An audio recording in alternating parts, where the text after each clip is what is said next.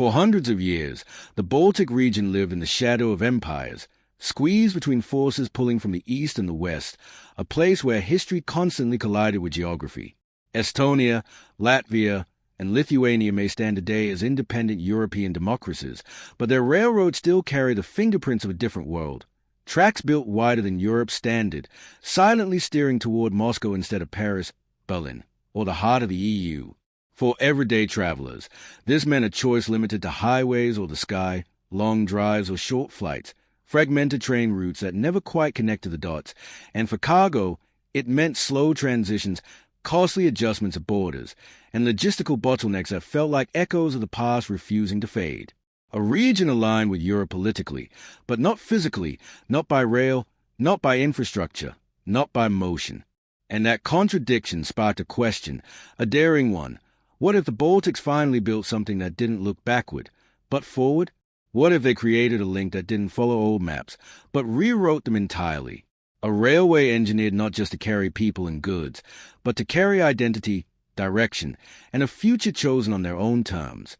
That question is no longer hypothetical. Across coastlines, forests, cities, and wetlands, a massive transformation has begun, a construction movement built on ambition, resilience, and reinvention. A steel spine stretching 870 kilometers, running clean, electrified, double-tracked, and borderless, cutting through the Baltics from Tallinn in the north, rolling through Riga and Kaunas, and finally merging into Poland, where it plugs directly into Europe's high-speed rail network, creating continuous corridor into Warsaw, Berlin, and beyond. This is not a renovation of old tracks. This is a total rebirth. A railway designed for speed, for efficiency, for power, passenger trains racing at more than 230 kilometers per hour, freight moving smoothly at 120, offering an alternative to congested roads, reducing dependence on aging infrastructure, and unlocking economic potential long held back by disconnected logistics. Journeys that once swallowed half a day will now shrink to hours, Tallinn to Riga in about 2, Riga to Kaunas in nearly 1, Kaunas to Warsaw in less than 4, travel times that finally make the train as practical as a plane, and far more inspiring than the car. But speed is only one layer of the story, because this project carries a second engine, a symbolic one. The Baltic states are small nations, but their vision here is anything but a message that scale does not belong only to giants, that influence does not always wear armor, and that transformation can rise from cooperation, not conquest. To make this possible, the engineering challenges were monumental. Rivers had to be crossed, valleys spanned, cities untangled, and soil strengthened to support tracks that must endure the deep freeze of northern winters. The centerpiece will be the Daugavava Rail Bridge, a 1.7-kilometer landmark stretching across Riga's main waterway, hundreds of additional viaducts and bridges rising alongside it, all built to withstand heavy loads, harsh climate, and long-term resilience. Some of the land itself resisted the plan. Peatlands and soft ground across parts of Latvia and Lithuania required deep reinforcement, advanced stabilization, strategic layering, and precision piling to ensure the tracks never shift, never sink, never fail. And inside major cities, the work became even more intricate. Rail lines threaded into dense urban cores while keeping daily services alive. Central Station in Riga completely reimagined, and Riga Airport linked directly into the terminal itself, a level of integration the region has never seen before. Funding, too, carried the weight of its scale. Most of the investment came from the European Union, recognizing the strategic importance of the link, with the Baltic governments covering the rest, while private investors are expected to help build the commercial ecosystems around stations, logistics terminals, and transit hubs.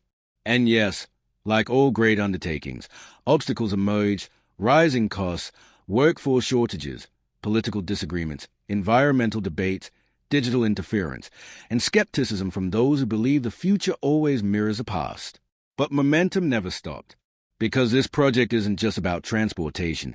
It's about re-anchoring a region into the continent it chose, strengthening economic independence, reducing emissions by hundreds of thousands of tons each year, shifting millions of tons of freight off the roads, creating tens of thousands of jobs, and forging a direct physical bond with Europe and NATO that can carry both commerce and, if ever needed, coalition.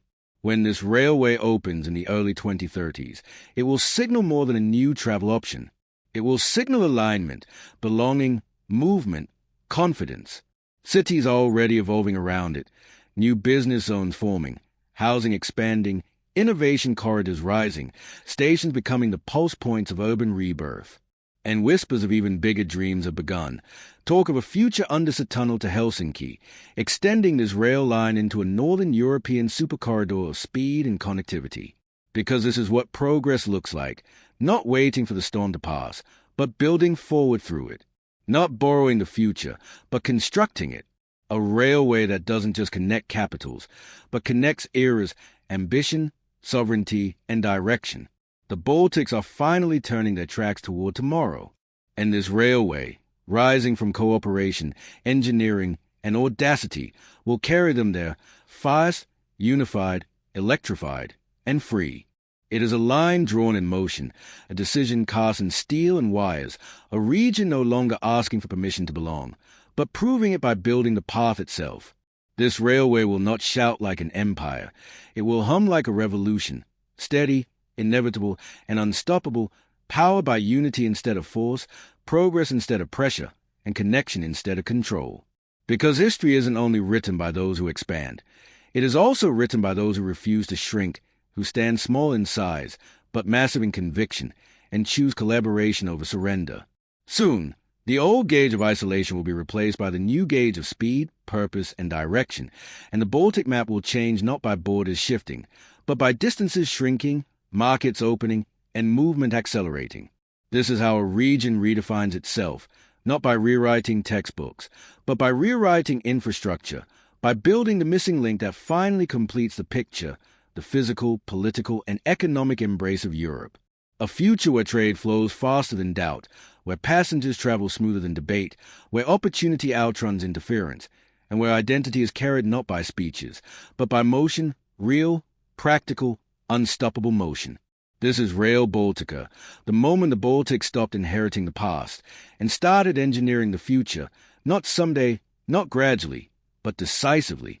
A railway not just of kilometers, but of clarity, not just of speed, but of sovereignty, not just of transport, but transformation, because the most powerful revolutions are not always the loudest. Sometimes they are the ones that simply move forward, without stopping, without turning back, without asking twice. And now, the Baltic states are finally doing just that, moving forward, together, faster than ever before, toward the future they always deserved. The vision stretches even further than the rails being laid today. It reaches into a new era of regional confidence, where small nations stop measuring themselves against limitations and start measuring themselves against possibilities. What began as a transportation problem evolved into a transformation promise, a solution that became a statement, a project that became a turning point. Because when you build for connection, you build for influence. When you build for efficiency, you build for independence. And when you build for speed, you build a future that cannot be held still. Rail Baltica will soon pulse like a living network, moving ideas, economies, and people in one seamless rhythm, a new infrastructure language that speaks of integration, resilience, and self-determined direction. A message carried not by words, but by momentum, proving that freedom is strongest when it moves, that cooperation is strongest when it builds, and that small nations are strongest when they dream without shrinking the scale. This is not just the longest railway in the Baltics. It is the longest stride into a chosen future. A future aligned with Europe not by geography alone, but by motion, infrastructure, strategy, and identity. The tracks no longer point toward the ghosts of yesterday. They point toward the possibilities of tomorrow. And soon, when the first train glides across this new corridor, quiet, fast, and electrified, it will carry something heavier than passengers, heavier than freight. It will carry proof that the Baltics are no longer at the crossroads of history. They are finally in the fast lane of it, and that moment will feel different, not like a conclusion, but like a beginning that waited centuries to exhale. A beginning shaped by persistence, engineered by cooperation, and accelerated by a collective belief that progress is not something you inherit. It is something you construct, piece by piece, kilometer by kilometer, decision by decision. Because this is how new chapters truly start. Not with luck, but labor, not with ease, but engineering, not with silence, but motion, unstoppable, unfiltered motion. The railway will slice through old barriers like a blade of inevitability, replacing dependency with infrastructure, hesitation with acceleration, and distance with possibility, a continent stitched closer together, a region stepping out of the margins and into momentum. And when skeptics once asked if demand would justify the dream, the answer will soon roll past them at 230 kilometers per hour, faster than questions, faster than doubt, faster than interference, proving that the future belongs not to those who predict it, but to those who build it. This is what audacity looks like when it matures into infrastructure, ambition welded into rails, electricity threaded into sovereignty, identity moving at high speed toward a future finally calibrated to European direction.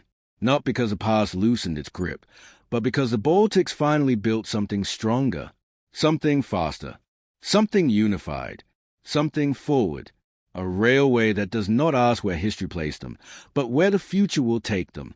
And now we know the answer. It takes them west. It takes them forward. It takes them together. It takes them into the future at full speed. A future no longer whispered by railways, but declared by them, loudest not in sound, but in motion, the most powerful language progress has ever spoken.